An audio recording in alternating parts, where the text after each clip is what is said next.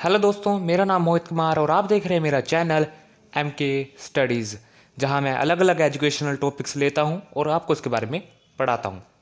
तो पिछली बार हमने स्टार्ट किया था आर्कोलॉजिकल सोर्सेज, तो उसे आगे कंटिन्यू करते हैं।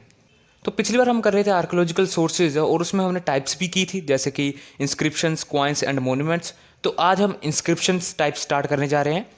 इंस्क्रिप्शंस, अब जो इंस्क्रिप्शंस है वो एक इंपॉर्टेंट सोर्स है अमंग आर्कोलॉजिकल सोर्सेज। और जो इंस्क्रिप्शन है वो टू ग्रुप्स में बांटा जाता है, एक फॉरेन इंस्क्रिप्शन, एक इंडिजिनियस इंस्क्रिप्शन।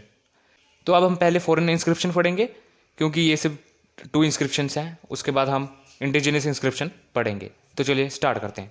फॉरेन इंस्क्रिप्शन में पहले आता है बोगाज कोई इंस्क्रिप्शन, जिसका पीरियड होगा 1380 BC। और ये सबसे पहली इंस्क्रिप्शन है, अर्लीस्ट इंस्क्रिप्शन है जिसे समझा गया है, डेसिफर किया गया है, जिसे पढ़ा गया है। और इसे डिस्कवर किया था जर्मन आर्कोलॉजिस्ट हुगो वंकलर ने इन 1906 AD में। यह हमें क्ले टैबलेट्स के फॉर्म में मिले हैं। कहाँ से? बोगाजकोई से, जो कि एंशिएंट कैपिटल थी हिटिटिस अंपायर की, हिटिटिस साम्राज्य की एक राजधानी हुआ करती थी। यह हमें डिस्क्रिप्शन देती है एक अकॉर्ड की, जो कि हुआ था हिटिटीज और मिटानी स्टेट के बिटवीन में, मतलब इन दोनों के बीच में एक संधि हुई थी, उसके बारे में यह डिस्क्रिप्शन देती है।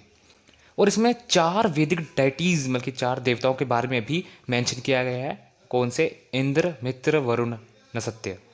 और हम नोटिस करेंगे कि ये ही जो 4 देवताएं हैं ये ऋग्वेद में भी मेंशन किए गए हैं। और ये प्रूव करता है कि जो एशिया माइनर है वो ही आयरन्स की ओरिजिनल होमलैंड है। ओरिजिनल होमलैंड है, यानी कि वहाँ से ये आयरन्स इंडिया की तरफ आए।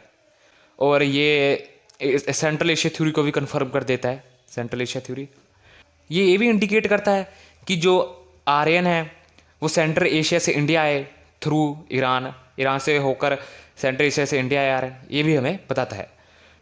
नेक्स्ट है बेहिस्टन इंस्क्रिप्शन, जिसका पीरियड है 520 से लेकर 18 BC तक। और दूसरी है नक्श ए रुस्तम इंस्क्रिप्शन, जिसका पीरियड है 515 BC। और ये दोनों इंस्क्रिप्शंस पर्शियन या आप कह सकते हैं ईरानियन एम्पायर डेरिस वन के साथ कंसर्न्ड है।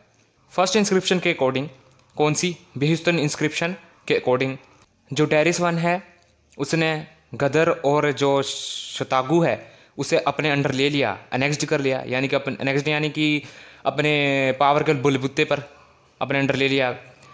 अब यहाँ गदर को गंधार आइडेंटिफाई किया गया है और शतागु को सप्त सिंधु, और इन दोनों जगह को उन्होंने अपने अंडर ले लिया, अनेक्स्ड कर लिया। अब अनेक्स्ड करने के बाद, अपने अंडर लेने के बाद, डेरियस वन ने इसे 20th प्रोविंस बना दिया, अपने अंपायर का, अपने साम्राज्य का 20वां प्रोविंस बना दिया। तो ये जो प्रोविंस है बहुत फर्टाइल था। और जो राजा था, सम्राट था डेरिस वन, उसने इससे 360 टैलेंट गोल्ड डस्ट लिए एज अ रेवेन्यू इस प्लेस से, इस प्रोविंस से। ये कौन कहता है? According to Herodotus. अब हेरोडोटस कौन है? Herodotus the father of history, आपको पहले ही बताया है।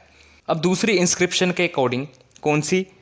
नक्श ए रुस्तम इंस्क्रिप्शन के अकॉर्डिंग, जो एम्पायर था, जो डेरियस था, उसने हिंदू वैली को पोसेस्ड किया, मतलब कि अपने अधिकार में ही रखा। हिंदू वैली को, मतलब कि सिंधु वैली को अपने अधिकार में रखा। जो ईरानियन इंस्क्रिप्शन थी उसे एक पर्शियन लैंग्वेज और कुनिफॉर्म स्क्रिप्ट में लिखा गया था। और 1837 AD से पहले हेनरी रोलिंसन ने इसे डेसिफर किया एंड अदर्स। किसने किया था? हेनरी रोलिंसन ने डेसिफर किया था। अब हेनरी रोलिंसन कौन है? एक ब्रिटिश ऑफिसर थे ईस्ट इंडिया कंपनी के, जिन्हें अफगानिस्तान में डिप्यूटेड किया गया था। नोटेबल पॉइंट ये है कि फॉरेन इंस्क्रिप्शन के मामले में जो ईरानियन इंस्क्रिप्शन थी, बेहिस्टन और नाक्श ए रुस्तम इंस्क्रिप्शन, वो पहली जो डेसिफर इंस्क्रिप्शन की गई थी। लेकिन इंडिजीनियस इंस्क्रिप्शन के मामले में अशोकन इंस्क्रिप्शन जो है वो पहली ऐसी इंस्क्रिप्शन है जिसे डेसिफर किया गया था। तो दोनों अलग अलग एस्पेक्ट है। अब देखते हैं इंडिजीनियस इंस्क्रिप्शन। अब देखिए, इसमें 2 एस्पेक्ट्स हैं। कैसे? कुछ स्कॉलर्स कहते हैं कि अशोक जो मौर्यन किंग थे, उनके आने से पहले ही जो ट्रेडिशन था इंस्क्रिप्शन का, उनके इंस्क्रिप्शन लिखने का जो ट्रेडिशन था वो स्टार्ट हो चुका था। लेकिन कुछ कहते हैं कि मौर्यन किंग जब आए अशोक, तब ये स्टार्ट हुआ। तो दो एस्पेक्ट है, अब देखते हैं कैसे। पहले तो हम ये देखेंगे कि कुछ स्कॉलर्स कहते हैं कि मौर्यन किंग अशोक के आने से पहले ही जो इंस्क्रिप्शन का ट्रेडिशन है वो स्टार्ट हो चुका था, इंस्क्रिप्शन लिखनी स्टार्ट हो चुकी थी। अब इसका प्रूफ क्या है, ये प्रूफ देते हैं। पहली है पीपरहवा बुद्धिस्ट पोर्ट इंस्क्रिप्शन, जो कि हमें उत्तर प्रदेश से मिली है 5th-4th सेंचुरी BC। तो अगली देते हैं वो बारली इंस्क्रिप्शन की, जो राजस्थान से हमें मिली है। तो ये स्कॉलर्स ये प्रूफ देते हैं कि मौर्यन किंग आने से पहले, अशोक के आने से पहले ये इंस्क्रिप्शन थी, तो उसका मतलब ट्रेडिशन स्टार्ट हो गया।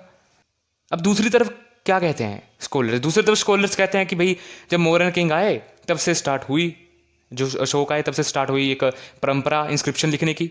उससे देखते हैं अशोकन इंस्क्रिप्शन, जिसे जेम्स प्रिंसप ने 1837 में डेसिफर किया। जेम्स प्रिंसप कौन है? अब ये एक सिविल सर्वेंट हैं ईस्ट इंडिया कंपनी के। अब अशोकन इंस्क्रिप्शन में हमें कितनी इंस्क्रिप्शन मिलती हैं? 40 अशोकन इंस्क्रिप्शन हमें मिल चुकी हैं, और जिसमें सिर्फ कारुवाकी जो अपने रानियों के साथ अमंग हिज क्वींस, और तीवर जो अपने बच्चों के साथ, चिल्ड्रन के साथ मेंशन किए गए। अब कुछ वर्ड यूज़ किए गए हैं इस इंस्क्रिप्शन में, जैसे पसंद जो कम्युनिटी के लिए यूज़ किया गया है, बाम भन जो ब्राह्मण के लिए यूज़ किया गया है, निग्रथ नीर ग्रंथ के लिए यूज़ किया गया है। नीर ग्रंथ यानी कि जो जैन यूज़ करते हैं। हमें 4 अशोकन इंस्क्रिप्शन मिलती है, जिसमें अशोक ने खुद के लिए वर्ड यूज़ किया है अशोक, जिसमें अशोक ने खुद के लिए वर्ड यूज़ किया है अशोक। अब वो 4 अशोकन इंस्क्रिप्शन हमें कहाँ से मिलती हैं? मस्की, गुर्जारा, नितूर और उदयगलाम से। और जर्नली जो इंस्क्रिप्शन है ब्राह्मीण और प्राकृतिक लैंग्वेज में लिखा गया है। सो जो अशोकन इंस्क्रिप्शन है, जैसे कि भबरू, येरुगुद्दी, ये सब हम डिस्कस करेंगे अगली वीडियो में। So thank you so much. Like करें, सब्सक्राइब करें, शेयर करें और कमेंट करें, क्योंकि आपके एक लाइक और सब्सक्राइब से मुझे बहुत मोटिवेशन मिलता है और मैं ऐसी वीडियो लाता रहूँगा।